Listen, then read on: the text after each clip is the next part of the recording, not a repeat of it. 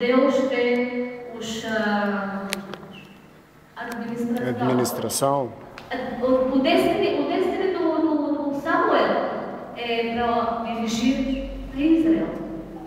Quando nasceu o Samuel, o Deus dirigiu o Israel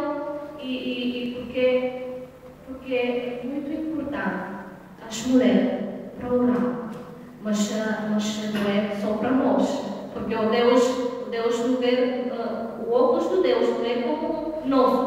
O óculos de Deus é para ver todo mundo. Mas primeiro, quando vai a transformação, é no nosso corpo, primeiro no nosso coração e depois na nossa casa, muito importante, na nossa casa. E depois, esta transformação, sair da rua de todo mundo. Nossa igreja não quer ficar só nós. Nós queremos aqui explodir. Aqui para sair fora e ser no Portugal, acho todos tudo. Porque Deus quer pessoas qual tem transformação. Amém. Em inglês.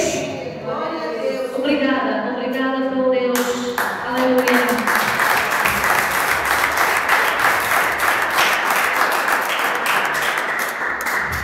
Amém, glória a Deus, amém? O grupo de teatro que ele falta a oportunidade, amém? Aleluia, Jesus.